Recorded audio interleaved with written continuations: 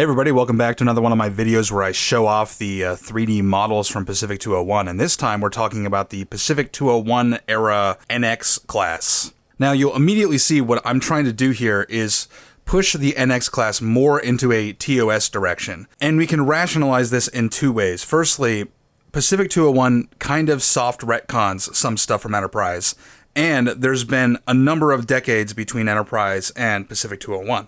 So between those two things, that justifies all the differences. So the answer to most changes is one or the other or a blend of those two things. So the first thing I did was I made the saucer more of a complete perfect circle.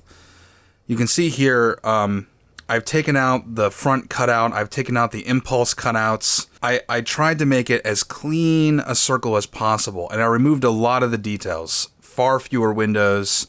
The paneling is not as severe. The color is more TOS. You see the bridge here is more of a perfect dome.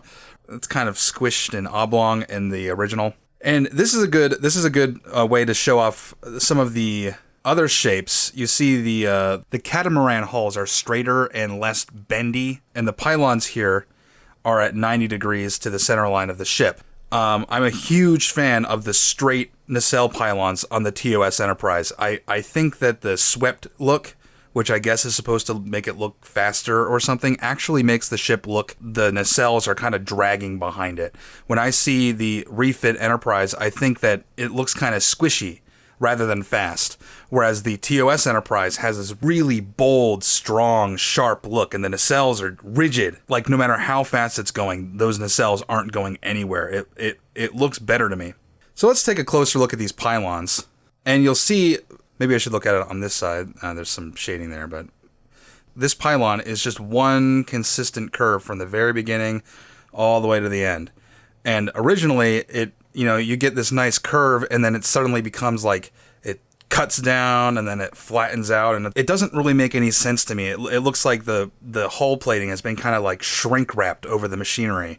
That's a valid look. Some fighter jets kind of look that way, but I don't think it really blends well with the original series, where the lines are sharp and the curves are gentle. So blending that all into one cohesive shape was a really important thing for me. Since we're here, you see the front here, there's no cutout for a deflector dish.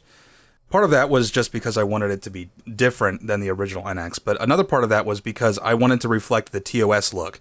You see these three holes up front line up very well with a detail on the front of the saucer in TOS. There's three lights on front of the saucer, and some people have retconned that, at least in their headcanon, as a secondary deflector array or something.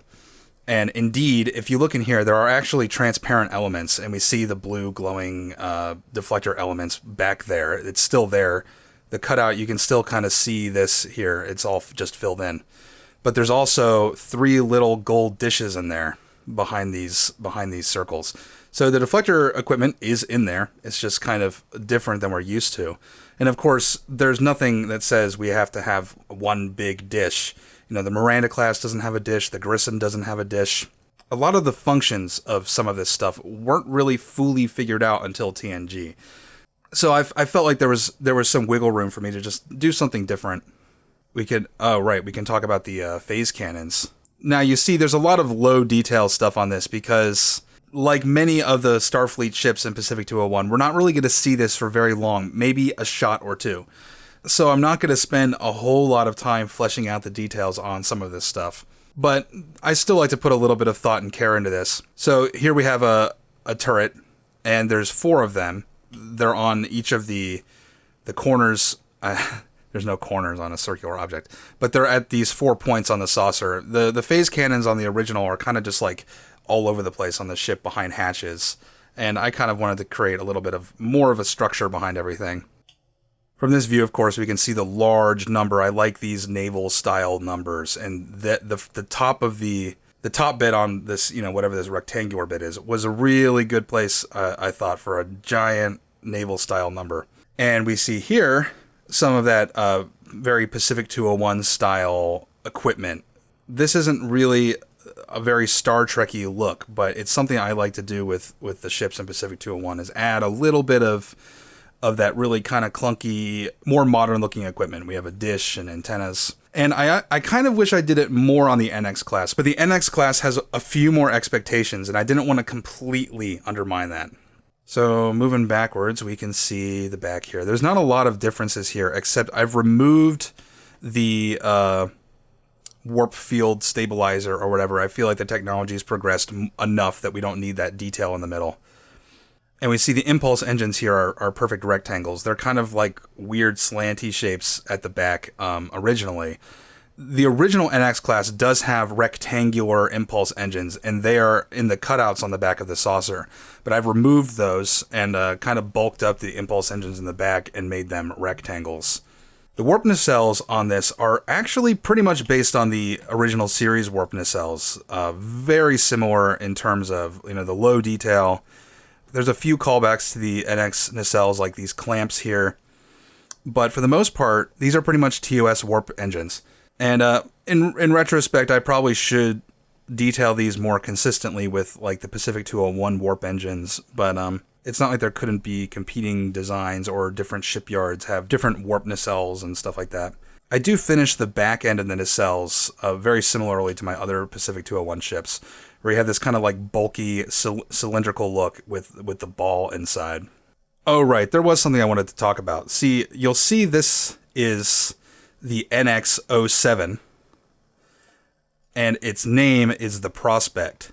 And I understand that there is a novel that actually details the NX-07, and it's not the Prospect, obviously. I believe it's the Intrepid. There are a few reasons why I do not follow novels and stuff like that for when I do things with Pacific 201. And one of those reasons is the expectations and the interpretation of the Pacific 201 universe is different than most conventional interpretations of the Star Trek universe, at least slightly different. I don't want to use the expected stuff, because if I make this ship the Intrepid, people will wonder, well, why doesn't it have the look and the history and whatever from that book? So I'm either changing one thing or changing the other. So it makes way more sense to me to just completely differentiate myself, use the movies and the TV shows as my guides, and fill in the historical gaps with stuff that's completely the Pacific 201 canon, as it were. In some ways, I don't think I went far enough with the design. I still am bugged by the fact that this kind of slopes downward in a way that I don't think is very logical. I would rather see these pylons go completely straight out from the back. And I did do a version like that. I mocked up a version like that. I'll put that on the screen. And I think it looks good, but I think it breaks the look of the NX class a little too much. So I went with something more conventional, even though I don't think it's as attractive as it could be. There were some other things I wanted to do, like remove this rectangle bit, which I think really, it kind of sticks out and it catches the light in a way that I don't really like. But removing it would have, again, broken the look of the NX class. So there are some things that I kind of lived with that I would have rather have changed. But overall, I think that the NX class, with just a few changes, can look way more compatible with the original series. And I think that this believably could be what the NX class might have looked like late in the game. Ships oftentimes undergo multiple refits, and it might look very different each time. So I think the NX class, after several decades of revision, might end up looking something more like this, and definitely way more in line with the original series than originally. Now, if you guys want to hear more about this ship, I did a whole video with TREKYARDS on it. You can check it out on their channel, and their channel is pretty cool in general, so if you like this kind of stuff, check them out. And I'll link to that specific video in the description. If you want to explore this 3D model for yourself, it's actually online on Sketchfab, but it's private. And I only give the link out to people who subscribe to me on Patreon and support me on a monthly basis. Doing this work and sharing it with you all is a huge investment of time, and every contribution helps immensely in giving me the freedom to keep doing this. So check that out if that sounds like something you'd like to do. Feel free to give me suggestions and criticisms and critiques, and I hope you'll come back in the future. Thanks for watching.